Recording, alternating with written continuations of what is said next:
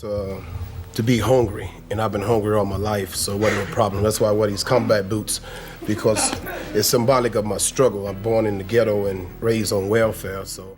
There was a time when you could not turn on a television, walk past a toy store, or sit through a Saturday morning cartoon without running straight into one man. Gold chains stacked around his neck like armor. A mohawk cut with the precision of someone who meant every inch of it. A voice that could shake a room. Mr. T was everywhere in the 1980s, a force of nature built from the south side of Chicago, who somehow became one of the most recognizable human beings on the planet. Then, almost without warning, he was gone. What happened? The answer goes much deeper than most people ever knew. The man behind the mohawk. The story of Mr. T does not begin on a film set or in a television studio. It begins in the Robert Taylor homes, a stretch of public housing on the south side of Chicago, where Lawrence Turode grew up as the second youngest of 12 children. His father, Nathaniel Turode, was a minister who left the family when Lawrence was just 5 years old. His mother held the household together on $87 a month in welfare payments, raising all 12 children inside a 3-room apartment. That kind of beginning either breaks a person or builds something unbreakable inside them. For Lawrence Turode, it built something that could not be ignored.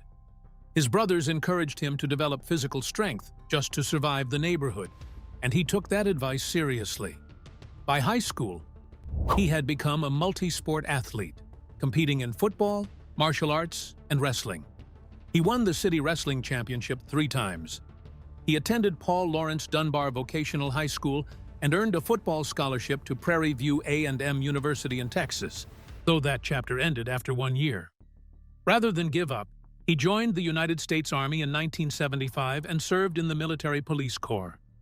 The discipline, the structure, and the sense of purpose he found there would shape everything that followed.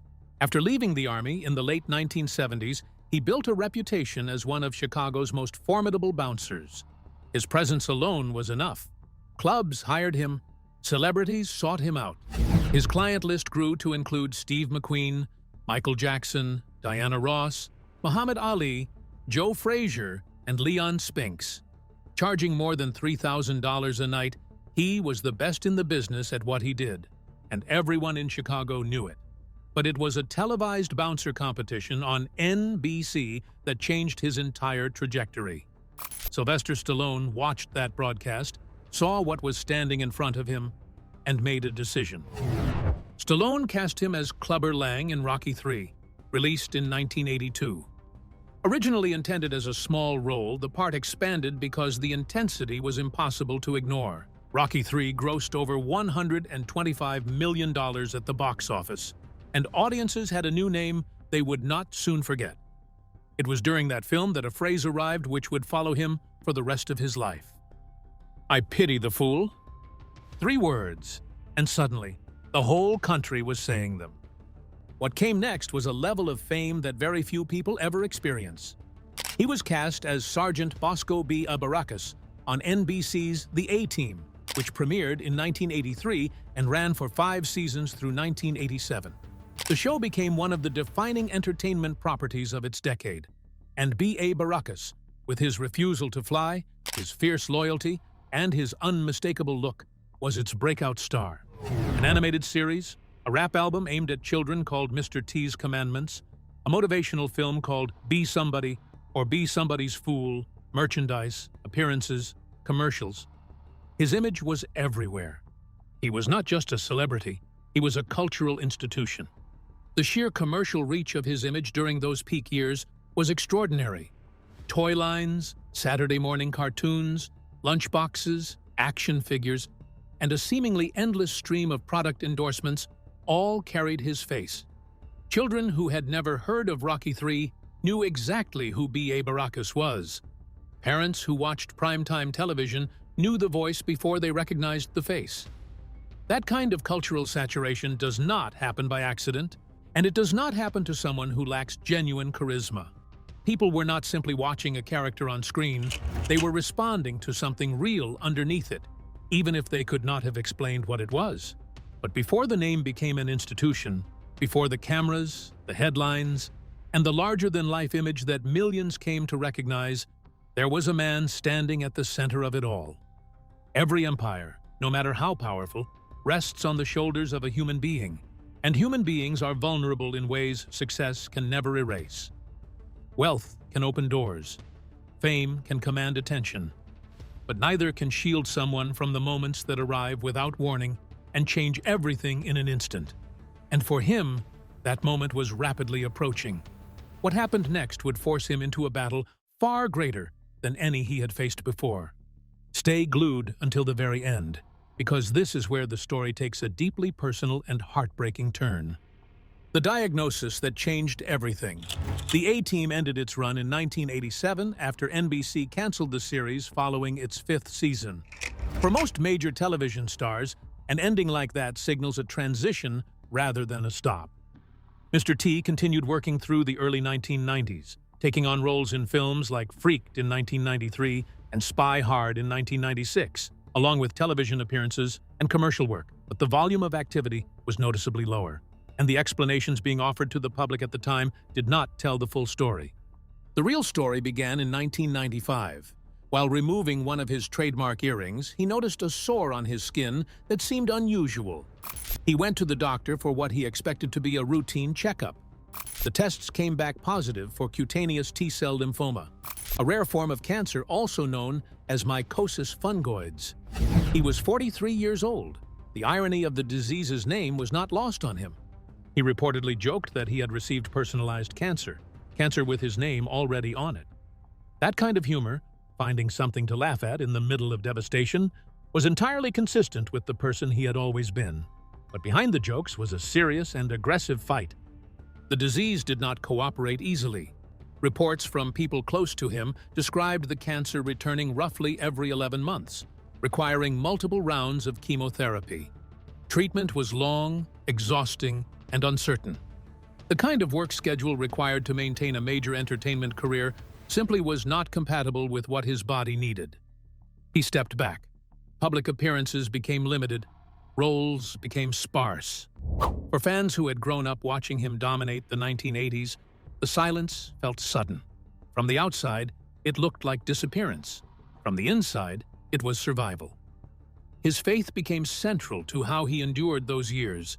He was a born-again Christian, and rather than directing anger or despair at what was happening to him, he turned toward something larger.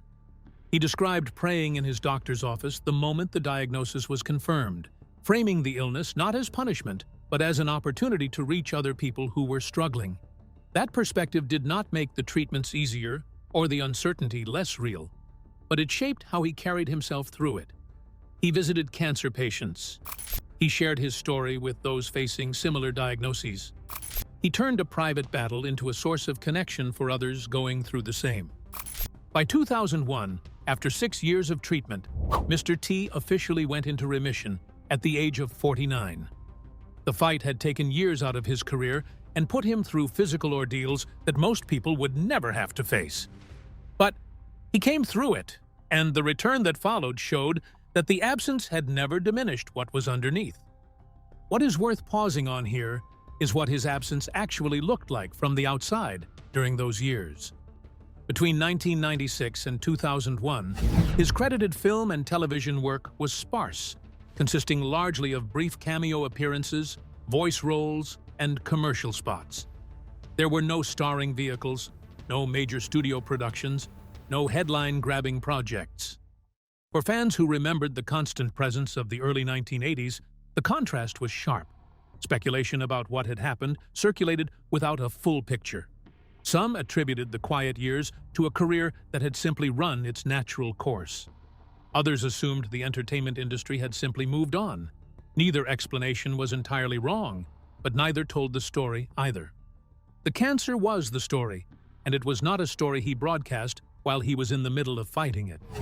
He kept the battle largely private, kept his focus on treatment and faith, and let the noise of the entertainment world continue without him for a while. The return, the reinvention, and the gold he left behind. Coming out of remission, Mr. T began reappearing in ways that reminded people why they had never really forgotten him. Cameos arrived first.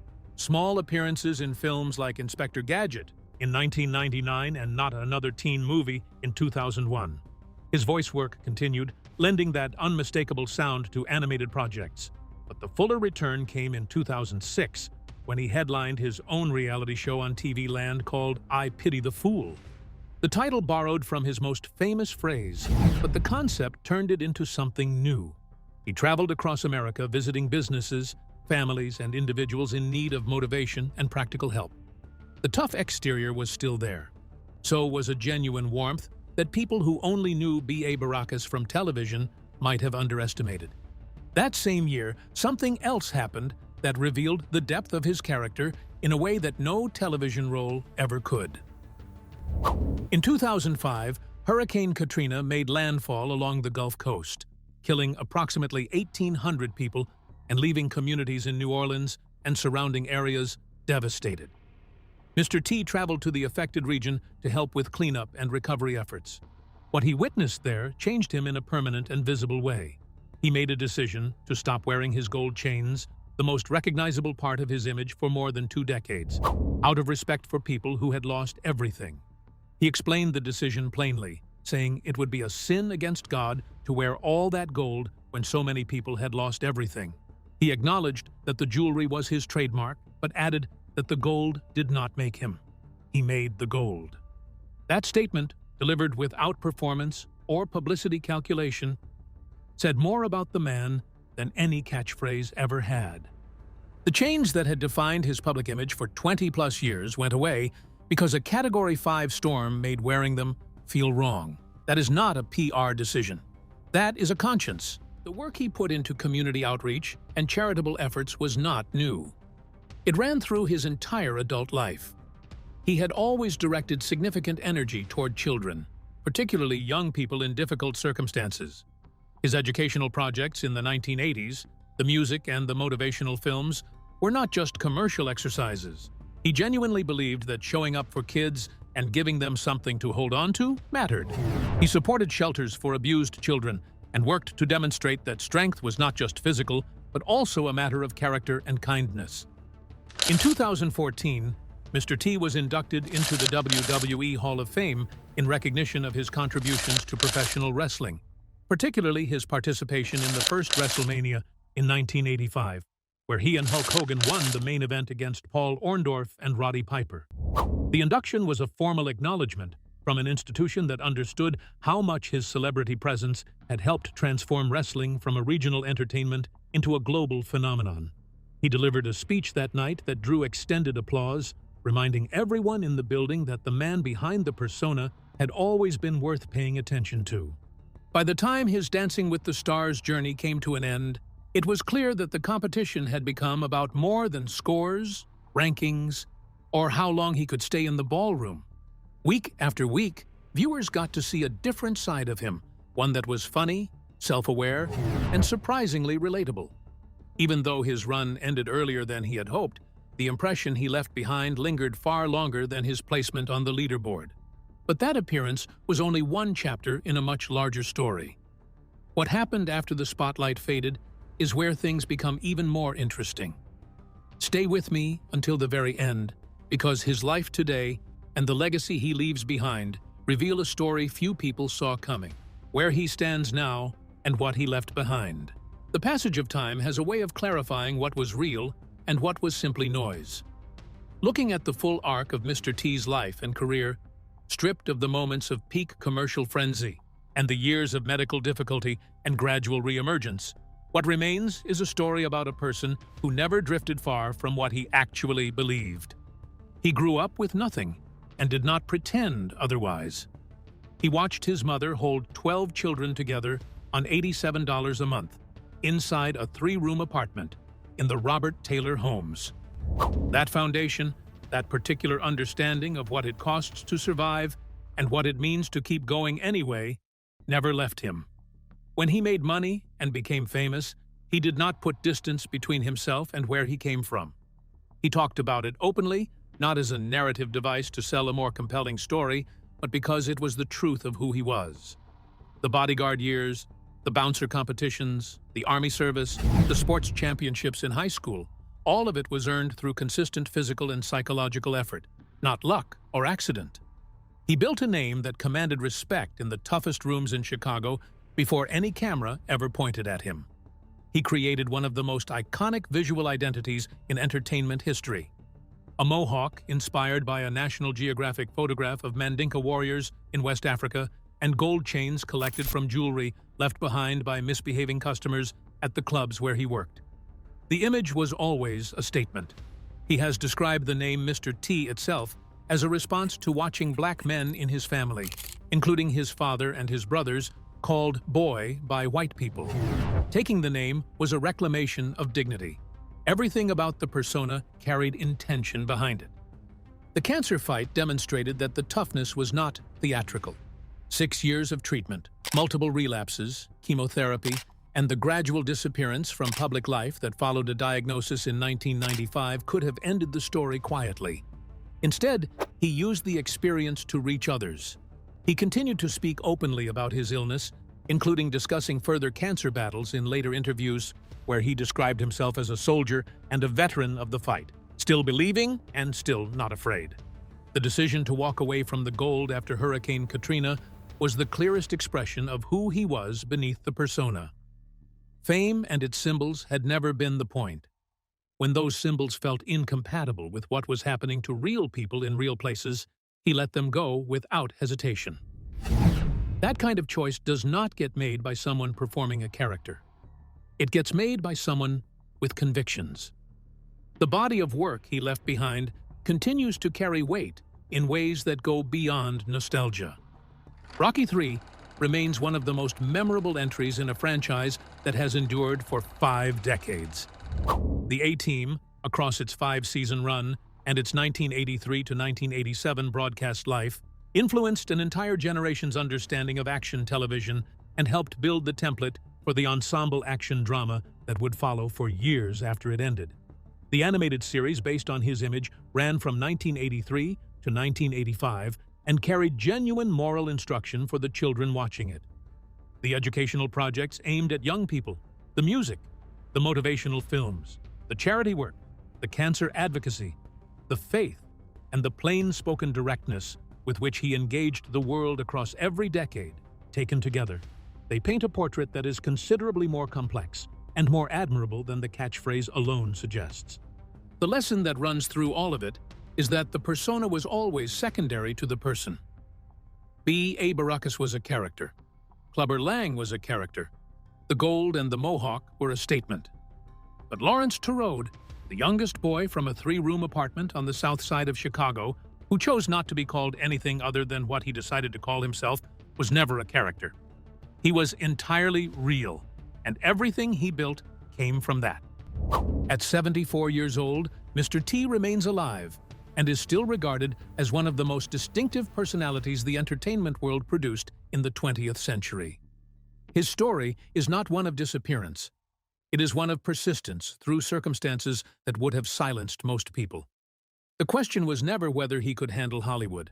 The question was whether Hollywood was ever big enough to hold everything he actually was. And the answer, looking back across the full length of what he built and survived and chose, seems obvious. It never quite was. With this, we have come to the end of this video. Thanks for watching. If you enjoyed this video, do well to like, comment, and subscribe for more content. To enjoy more thrilling stories, click now on the following video that pops up on your screen.